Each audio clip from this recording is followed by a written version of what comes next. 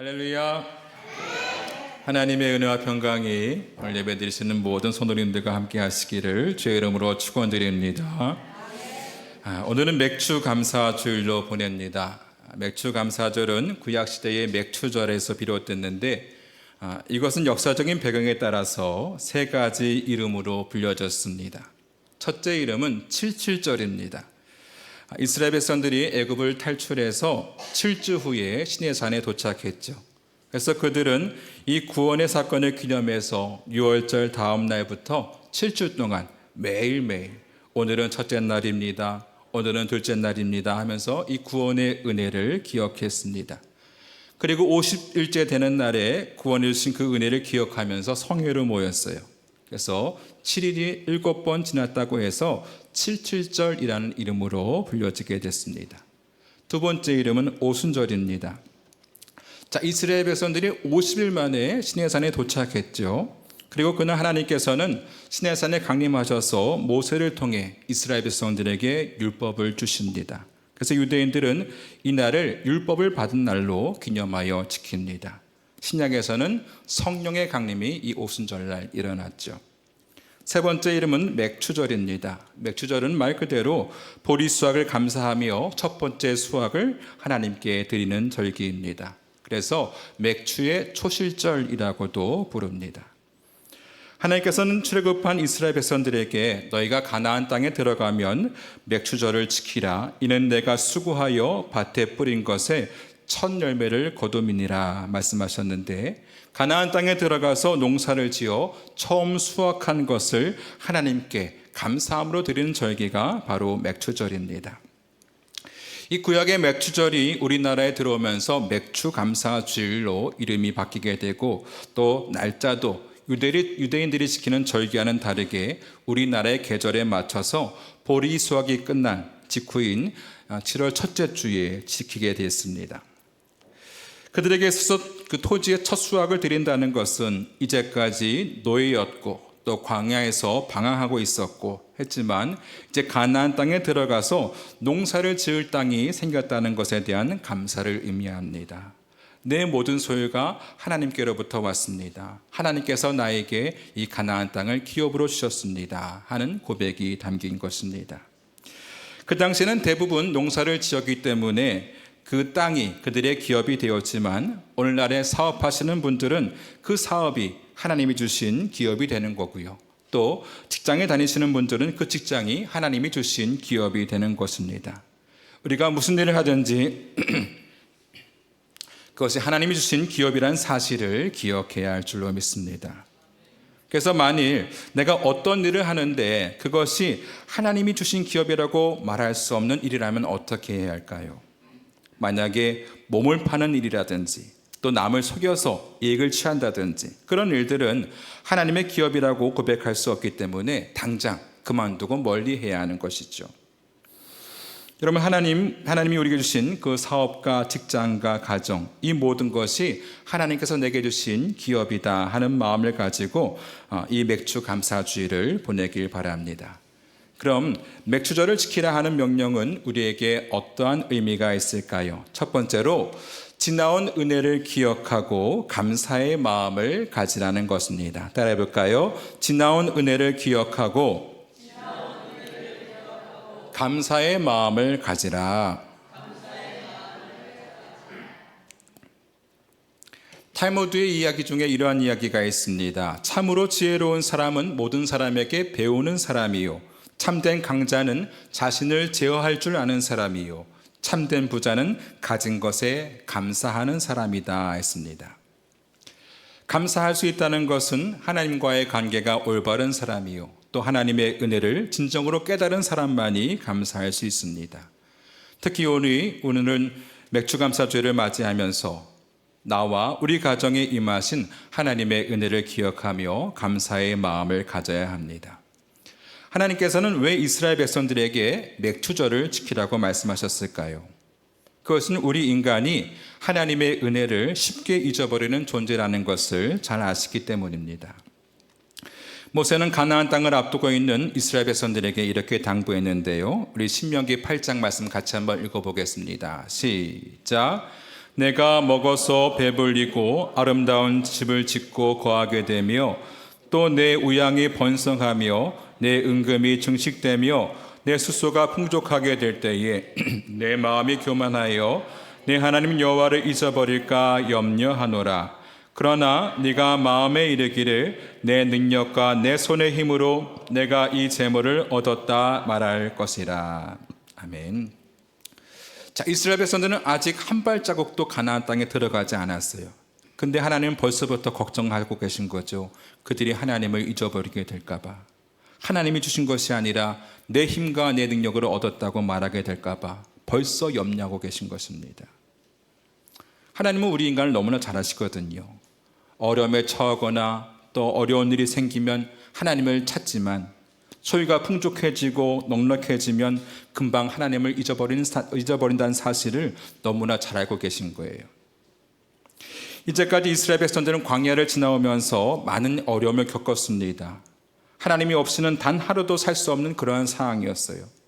당장 내일 만나가 내리지 않으면 200만 명의 사람들이 다 굶어야 하는 상황이 있었습니다. 또 광야의 대적들, 전갈들, 들짐승들 많은 위험이 있었기 때문에 하나님을 의지하지 않을 수 없는 그러한 상황에 있었던 것이죠. 그런데 이제 가나안 땅에 들어가면 어떻게 됩니까? 이제 농사를 짓기 때문에 더 이상 만나가 필요 없게 됩니다. 자신들이 농사를 지어서 먹을 수 있기 때문이죠. 또 곡식이 많아지고 우리의 가축이 많아지고 안정이 되면 그들은 더 이상 하나님을 찾지 않게 될 것이라는 말씀입니다. 여러분, 과거의 이스라엘 백성들만 그렇습니까? 오늘날 우리들도 마찬가지예요. 우리가 어려움을 당하거나 곤란한 상황에 놓이게 되면 하나님을 열심히 부르짖지만 문제가 해결되고 상황이 안정되고 나면 언제 그랬냐는 듯이 금방 하나님을 잊어버리기 일쑤입니다. 그래서 하나님께서는 인간에게 감사의 훈련이 필요하다는 것을 아시고 이렇게 절기를 정해서도 감사하라고 명령하신 것입니다. 감사란 말은 헬라어로 유카리스데오라고 해서 이 말은 은혜라는 말에서 온 거예요. 무슨 얘기냐? 감사는 하나님의 은혜를 아는 사람만이 할 수 있는 신앙의 열매라는 것입니다. 따라해 볼까요? 감사는 은혜를 아는 사람만이 할 수 있는 신앙의 열매이다. 하나님의 은혜를 알면 알수록 감사하게 되고 또 아무리 은혜를 많이 받았다 할지라도 그것을 깨닫지 못하면 감사할 수 없는 것이죠.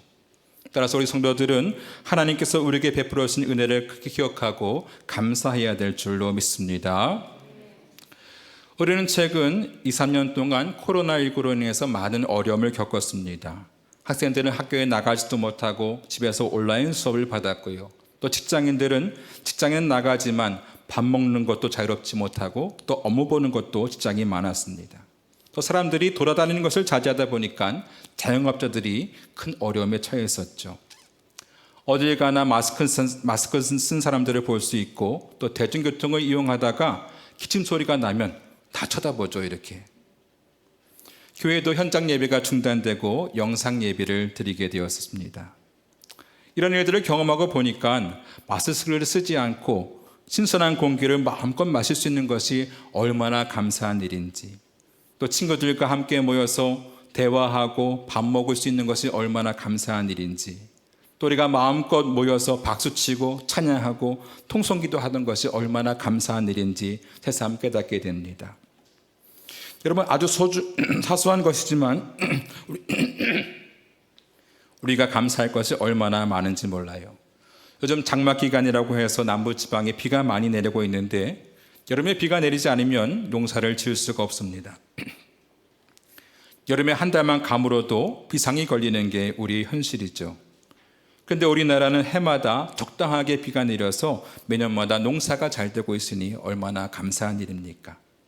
평범해 보이지만 맑은 공기를 마실 수 있고 또 맑은 물을 마실 수 있고 매일같이 일용할 양식을 먹을 수 있는 것, 그리고 오늘까지 건강하게 교회에 나와서 예배를 드릴 수 있는 것, 이 모든 것이 감사의 제목인 줄로 믿습니다. 여러분, 지난 6개월을 돌아보시기 바랍니다. 지난 6개월 동안 나에게는 어떠한 감사의 조건이 있었는지를 생각해 보시기 바랍니다. 감사는 은혜를 깨달은 사람만이 할 수 있다고 했어요. 하나님께서 우리에게 베풀으신 은혜를 기억하며 감사하시기 바랍니다. 오늘 맥주주일 감사를 맞이해서 우리가 하나님께 받은 은혜를 기억하는 시간들이 되기를 주의 이름으로 축원드립니다. 두 번째로 감사를 표현할 수 있어야 합니다. 따라해 볼까요? 감사를 표현할 수 있어야 한다. 자, 우리 오늘 말씀 15절과 17절 같이 읽어보겠습니다. 시작. 너는 무교병의 절기를 지키라. 내가 내게 명령한 대로 아비벌의 정한 때에 이래 동안 무교병을 먹을지니 이는 그달에 네가 애굽에서 나왔음이라. 빈손으로 내 앞에 나오지 말지니라. 내 모든 남자는 매년 3번씩 주 여호와께 보일지니라. 아멘. 자, 무교절도 그렇고 맥주절도 그렇고 수장절도 그렇고 하나님께서는 1년에 3번씩 반드시 여호와께 나오라고 말씀하셨는데 그때는 빈손으로 나오지 말라 이렇게 말씀하셨어요. 또한 신명기에는 77절 이 맥주절에 대해서 부가적으로 설명을 하시는데요. 우리 신명기 16장 말씀 같이 읽어보겠습니다. 시작. 내 하나님 여호와 앞에 77절을 지키되 내 하나님 여호와께서 내게 복을 주신 대로 내 힘을 헤아려 전하는 예물을 드리고 내 하나님 여호와께서 자기의 이름을 두시려고 택하신 곳에서 내 하나님 여호와 앞에서 즐거워할지니라. 아멘. 자, 이 절개는 어떻게 해야 되느냐? 여호와께서 내게 복을 주신 대로 내 힘이 닿는 대로 정성껏 예물을 드리라고 했어요. 그런데 억지로 하는 것이 아니라 자원하는 마음으로 또 즐거운 마음으로 하는 것이 중요합니다. 여러분, 만물의 주인이신 하나님께서 돈이 없어서 너희가 힘이 닿는 대로 예물을 드려라 하고 말씀하셨겠습니까? 하나님께서는 우리의 마음을 보기를 원하시는 것입니다. 마태복음 6장 말씀에 내 보물이 있는 곳에는 내 마음도 있느니라 하셨어요. 하나님께서는 우리 인간이 얼마나 물질에 마음을 두고 있고 또 얼마나 물질이 약한지를 다 알고 계십니다. 그래서 우리가 소중하게 여기는 그 물질을 하나님께 바쳐라 하시면서 우리의 마음을 달아보고 계신 것이죠. 따라서 우리는 마음과 정성을 다해 하나님께 감사한 마음을 표현해야 될 줄로 믿습니다. 성경에 보면 나발이라는 사람이 나오는데요. 이 사람은 가축을 기르는 사람인데 양이 3,000마리 또 염소가 1,000마리가 되는 큰 부자였습니다. 다윗이 사울을 피해서 도망가 있는 동안에 다윗의 부하들이 이 사람의 양떼를 잘 지켜줬어요. 근데 어느 날 이 나발이 양털을 깎는 날이 됐습니다. 이 팔레스타인 지역에서 양털을 깎는 날은 큰 돈을 버는 날이기 때문에 주인이 음식을 많이 만들어서 큰 잔치를 벌입니다.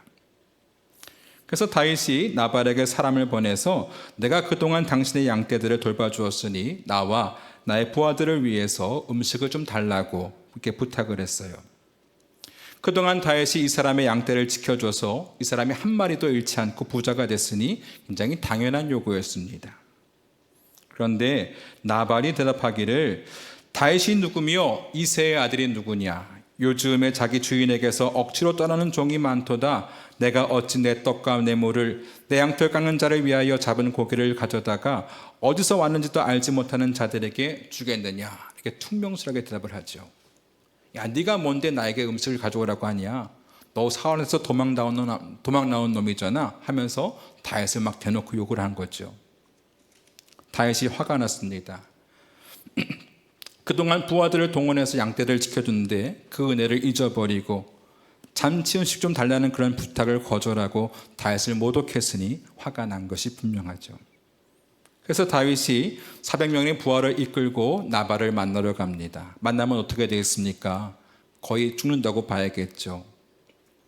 근데 이 나발의 부인인 아비가일이라는 여인이 있는데 이 여인이 아주 지혜로운 여인이었어요. 아비가일이 그 소식을 듣고 얼른 음식을 준비해서 다윗을 맞이하러 나갑니다. 그리고 귀한 음식으로 다윗을 잘 대접하면서 다윗을 달래요. 주인님같이 귀하신 분이 어찌 저리 천한 나발을 상대하십니까? 이 음식을 드시고 마음을 푸십시오. 그래서 이 다윗의 마음이 풀리게 됩니다. 아비가일이 그날은 잠자코 있다가 다음 날이 되어서 이 소식을 남편 나발에게 알립니다. 그러자 그는 겁을 먹고 온몸이 돌과 같이 굳어버렸어요. 그리고 하나님께서 그를 치셔서 죽고 말았습니다. 은혜를 잊어버리고 배은망덕한 나발은 하나님께서 치셨습니다. 반면에 은혜를 감사할 줄 알았던 이 아비가일은 어떻게 됐습니까? 이 다윗의 아내가 되어서요, 후일 이 왕위에 오르는 그러한 영광을 누리게 되었습니다. 여러분, 나발이 받은 은혜를 생각한다면 잔치 음식 조금 달라고 하는 그 다윗의 요구는 전혀 무리한 요구가 아니었어요. 다윗 덕분에 큰 부자가 된 거잖아요. 그럼 고맙다고 생각하고 먼저 음식을 보내야 하는 것이 마땅한 거죠.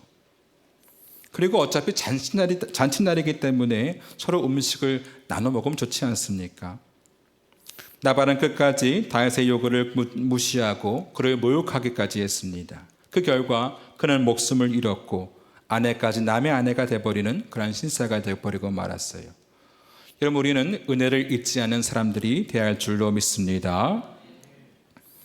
여러분, 하나님께서 우리에게 너희는 맥주절을 정성껏 보내라 하는 말씀이 혹시 마음에 걸리시는 분이 있을지 모르겠습니다. 하나님이 왜 우리에게 예물을 가져오라고 하시지? 하나님께서 우리의 물질을 탐하시는 분이신가? 여러분, 하나님은 물질을 탐하시는 분이 아니십니다. 만물의 주이신 하나님께서 뭐가 부족해서 우리의 물질을 원하시겠습니까? 하나님께서 우리에게 원하시는 것은 우리가 누리는 모든 것을 공급해 주시는 분이 하나님이시라는 것을 우리가 기억하기를 원하시는 것입니다. 내가 먹고 마시고 누리는 이 모든 것이 다 하나님께서 주신 것이다. 하나님께서 우리에게 사랑하는 가족과 이웃과 친구들을 주셨다. 이런 고백을 담아서 드리는 것이 이 맥주절 예물의 의미인 것입니다. 그런데 그것을 모르고 예물을 아깝게만 생각을 한다면 그것은 하나님의 은혜를 오해하고 있는 것이죠. 하나님께서 우리에게 요구하시는 것은 최소한의 감사의 마음을 표현하기를 원하시는 것입니다. 우리는 이러한 하나님의 요구에 응답해야 될 줄로 믿습니다. 우리가 하나님의 은혜를 기억하며 자원하는 마음으로 정성껏 예물을 드릴 때에 하나님께서 그것을 기쁘게 받으실 줄로 믿습니다. 바라기는 정성껏 준비한 예물을 통해서 하나님을 기쁘시게 하는 우리 모두가 되기를 주의 이름으로 축원드립니다. 세 번째로 맥주절은 처음 것을 드리는 것입니다. 따라해 볼까요? 처음 것을 드리는 것이다. 우리 오늘 말씀 16절 다 같이 읽어보겠습니다. 시작. 맥주절을 지키라. 이는 내가 수고하여 밭에 뿌린 것에 첫 열매를 거둠이니라. 아멘. 자, 이스라엘은 곡식과 관련돼서 두 가지 절기가 있는데요. 이 맥주절은 보리나 밀을 농사지어서 처음 것을 드리는 것이 맥주절이고요. 수장절은 가을의 모든 농사를 마치고 곡식을 창고에 드리면서 드리는 절기입니다. 같은 감사절인데 그 의미가 다르죠. 맥주절은 처음 것을 드리는 것이고 수장절은 마지막 것을 드리는 절기입니다. 하나님은 특별히 처음 것을 중요하게 여기는데요. 하나님께서 애굽에서 이스라엘 백성들을 이끌어내시면서 이렇게 말씀하셨습니다. 처음 태어난 자는 다 내 것임은 내가 애굽 땅에서 그 처음 태어난 자를 다 죽이던 날에 이스라엘의 처음 태어난 자는 사람이나 짐승을 다 거룩하게 구별하였음이니 그들은 내 것이 될 것임이라 나는 여호와이니라 하셨습니다. 처음 태어난 자는 다 내 것이다. 애굽의 장자들의 죽음이 내리던 날 하나님께서는 이스라엘 백성들의 모든 장자들을 거룩하게 구별하시고 그들을 내 것이라 하셨습니다. 그래서 나중에 백성들을 계수할 때 보면 민수기에 가면 백성들을 다 세보죠. 그때 이 장자들을 성소에 바치는 대신에 5세겔의 속전세를 내게 합니다. 그들은 태어날 때부터 하나님의 것이기 때문에 하나님께 돈을 주고 사온다, 이런 의미를 갖고 있는 거예요. 이스라엘 백성들은 매달의 첫째 날 초하루 월삭에 항상 제사를 드렸고요. 유월절도 그들의 시작을 알리는 새해 첫 번째 달에 제사를 드렸습니다. 그럼 왜 하나님께서는 이렇게 첫 것을 중요하게 여기실 것일까요? 하나님이 첫 것을 좋아하시는 분이라 그런 것일까요? 그런 의미가 아닌데요. 첫 것을 드린다는 의미는 다른 무엇보다도 하나님을 먼저 생각한다는 의미를 지니고 있는 것입니다. God first, 하나님이 우선이다 하는 것이죠. 마태복음 6장 말씀에 너희는 먼저 그의 나라와 그의 의를 구하라. 그리하면 이 모든 것을 너희에게 더하시리라 하셨습니다. 하나님께서는 다른 무엇보다도 하나님을 먼저 생각해 주기를 원하시는 것입니다.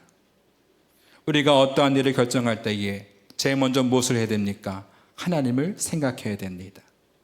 이사를 할 때 어떻게 해야 합니까? 그곳에 하나님께 예비할 곳이 있는지를 먼저 살펴봐야 됩니다. 또 직장을 얻을 때 어떻게 해야 합니까? 그 일을 하나님께서 기뻐하실지를 먼저 생각해야 됩니다. 결혼을 할 때도 내 감정이 먼저가 아니라 이 결혼을 통해서 하나님께서 기뻐하실까 하는 것을 생각해야 하는 것이죠. 우리가 인생의 목표를 정할 때도 그것이 진정 하나님이 원하시는 것인지를 기도해보고 결정해야 하는 것입니다. 우리가 무슨 일을 하든지 하나님을 우선으로 생각하고 하나님을 먼저 생각하는 것을 하나님께서 기뻐하시는 줄로 믿습니다. 어느 등대지기가 있었어요. 그는 사람이 좋아서 많은 사람들과 좋은 관계를 유지했습니다. 집에 기름이 떨어졌다고 하면 기름을 빌려주기도 하고 참 착하게 살았어요. 근데 어느 비바람이 심하게 불던 날에 등대에 불을 켜려고 하는데 기름이 떨어진 거예요. 마을 사람들에게 기름을 빌려주느라 등대에 쓸 기름을 남겨두지 않은 것입니다. 그날 등대에 불을 못 켜는 바람에 배 한 척이 폭풍에 침몰하고 말았습니다. 이 등대치기가 착한 사람일까요? 악한 사람일까요? 우리가 착하게 사는 것도 중요하지만 무엇을 우선순위에 두냐 하는 것이 매우 중요한 것입니다. 유대인들은 올리브 열매를 추수할 때 올리브 나무 위로 꼭대기로 올라가서 제일 위에 있는 가장 좋은 것을 딴다고 해요. 그래서 그것에 틀어놓고 딱 5분만큼만 짜서 그 기름을 하나님께 드립니다. 왜냐하면 그 기름이 가장 귀한 것이기 때문이죠. 하나님께 가장 좋은 것을 드린다 하는 의미인 것입니다. 또한 유대인들은 회당에 갈 때에 뛰어가고 집에 갈 때는 천천히 걸어간다고 합니다. 회당, 이 교회에 가면 하나님이 계시니까 빨리 가고 싶은 거예요.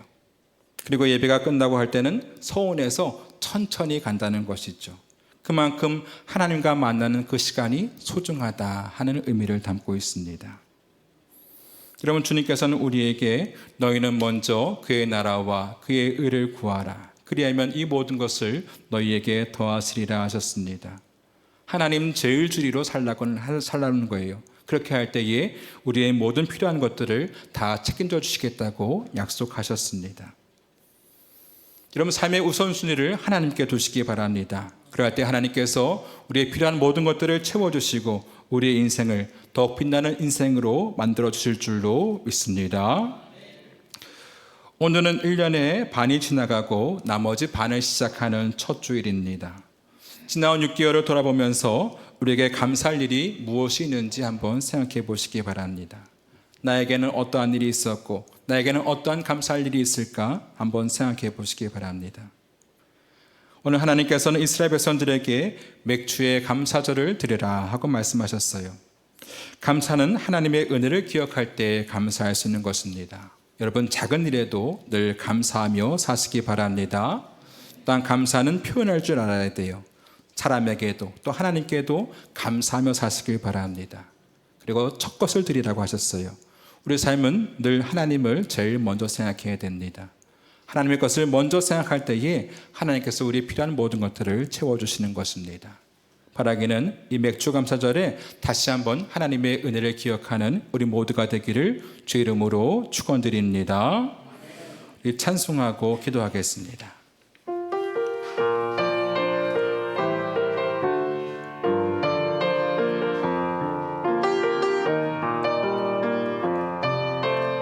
내가 누려왔던 모든 것들이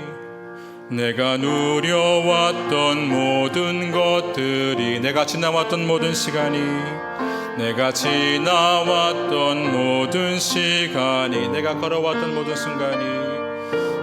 걸어왔던 모든 순간이 당연한 것 아니라 은혜였소. 아침 해가 뜨고 저녁에 노을, 아침 해가 뜨고 저녁에 노을. 봄의 꽃향기와 가을의 열매, 봄의 꽃향기와 가을의 열매. 변하는 계절의 모든 순간이 당연한 것 아니라 은혜. 모든 것이 은혜, 모든 것이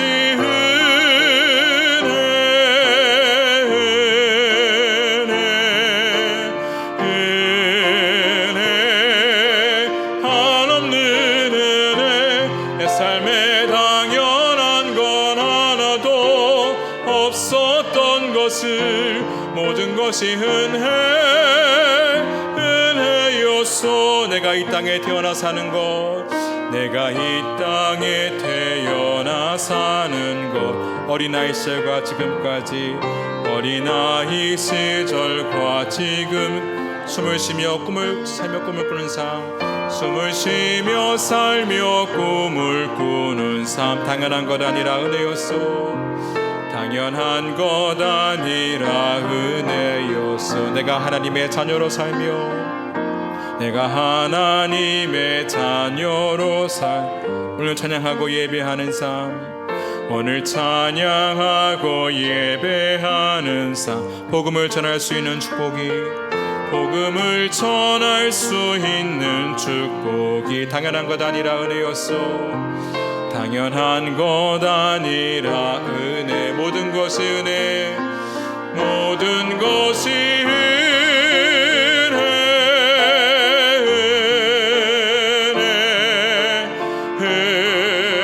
은혜, 한없는 은혜. 내 삶에 당연한 건 하나도 없었던 것을, 모든 것이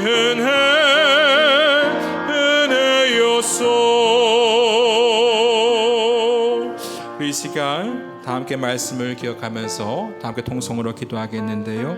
지나간 이 반년 6개월을 돌아보시면서 하나님께 이렇게 베푸신 그 은혜를 기억하며 또 감사하시기 바랍니다. 또한 마음으로 감사하시고 물질로 감사하시고 또 우리 입으로 고백하며 감사하시기 바랍니다. 우리 하나님을 우리의 삶의 첫 것으로 우선순위에 두고 살게 하여 주시옵소서. 다 함께 주여 부르시고 통성으로 기도하겠습니다. 주여